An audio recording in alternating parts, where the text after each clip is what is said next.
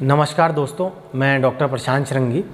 इस बार गर्मी heat wave अन्य सालों की तुलना में काफ़ी ज़्यादा है और इस गर्मी और हीट वेव का मानव शरीर पर काफ़ी ज़्यादा प्रतिकूल प्रभाव पड़ रहा है। लू लग रही है, बदन दर्द हो रहा है, सर दर्द हो रहा है, डिहाइड्रेशन हो रहा है, पेट दर्द हो रहा है।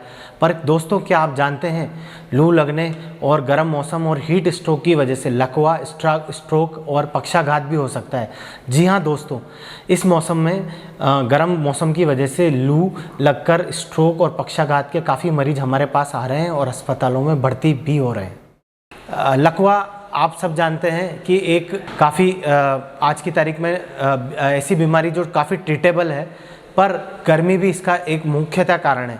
इस मौसम में हीट वेव और लू के मौसम में काफ़ी मरीज हैं जो हमारे पास और काफ़ी अस्पतालों में जा रहे हैं, जिनको लू लगने के बाद पक्षाघात, लकवा या स्ट्रोक हुआ है। इन मरीजों की संख्या इक्की या दुक्की नहीं है, काफ़ी तादाद में ये मरीज इस मौसम में अस्पतालों में भर्ती हो रहे हैं। और ये मरीजों हमेशा एक बार लकवा होने के बाद ज़िंदगी भर इनको डिसेबिलिटी या दूसरों पर निर्भर रहना पड़ता है। जैसे कि अगर कोई घर का जवान आदमी है और वो पूरा घर उस पर निर्भर है और लू लगने की वजह से उसको लकवा हो गया, तो पूरे घर पे आजीविका का चलाने की दिक्कत आती है और मुसीबतों का पहाड़ टूट पड़ता है। तो लकवा गर्मी में होता कैसे है? मुख्यतः लकवा दो प्रकार का होता है। एक तो इस्चेमिक स्ट्रोक, जिसमें खून का क्लॉट जमता है, और दूसरा हेमरेजिक स्ट्रोक। तो लू लगने और गर्म तापमान और हीट वेव में जो मुख्यतः स्ट्रोक होता है वो होता है इस्चेमिक स्ट्रोक, जिसमें खून का थक्का जमता है। ये स्ट्रोक दो तरह का होता है, आर्टीरियल और वीनस।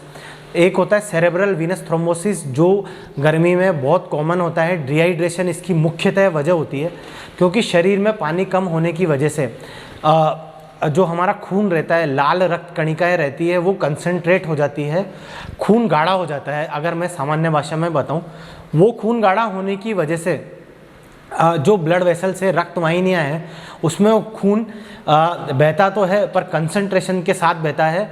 और कोई भी एक्सपोजर तेज तापमान में अगर आप गए, दिन में निकले या लू लग गई, अगर ये इन सब चीज़ों की वजह से उस जगह, उस ब्रेन वेसल्स में या शरीर के किसी भी रक्त वाहिनी में वो थक्का जम जाता है और वो सेरेब्रल वीनस थ्रोम्बोसिस या आर्टीरियल इन्फार्क्ट कर देता है। ब्रेन के जिस हिस्से में ये थक्का जमता है उस हिसाब से लक्षण आते हैं, जैसे आवाज़ में दिक्कत, मिर्गी के दौरों का आना, किसी एक हाथ पैर की कमजोरी। तो मैं ये कहना चाहता हूँ कि लू लगने की वजह से लकवा बहुत कॉमन हो रहा है हमारे शहर में, हमारे प्रदेश में भी। और जिस तरह से अभी तापमान है, तो हमें इस तेज़ तापमान से बच के रहना होगा, क्योंकि ये तेज़ तापमान लकवे का प्रमुख कारण है। तेज़ तापमान ही नहीं, लकवे का एक मुख्य कारण है तापमान में तेज़ी के साथ परिवर्तन। मतलब अत्यधिक ठंड और अत्यधिक गर्म दोनों ही लकवे का कारण हो सकते हैं। तो अभी जिस हिसाब से मौसम है, तो हम कैसे बचाव कर सकते हैं इस तेज़ तापमान और लू लगने से, ताकि हम लकवे से बचें। जैसा कि हम बाकी लू लगने और हीट स्ट्रोक या हमारा सर दर्द होता है, तो हम बाकी चिकित्सक आपको परामर्श देते हैं कि पहला ही परामर्श है तेज़ धूप में नहीं निकले। अगर निकलना पड़े तो पर्याप्त पानी पी के निकले, डायरेक्ट सन एक्सपोजर से बचें, तेज़ तापमान में अत्यधिक परिश्रम न करें जिससे पसीना निकले, डिहाइड्रेशन के चांसेस हों। अगर निकल भी रहे हैं, तेज़ धूप में निकलना पड़े, तो पानी की बोतल साथ लेकर निकलें। अगर ये सब सारे आप उपाय करने के बाद भी अगर आपको तेज़ सर दर्द और लकवे जैसे लक्षण लगते हैं, तो तुरंत अपने नज़दीकी अस्पताल में संपर्क करें, अपना बीपी चेक करवाएं, अपने निकटवर्ती फिजिशियन या न्यूरो फिजिशियन को दिखाएं। धन्यवाद।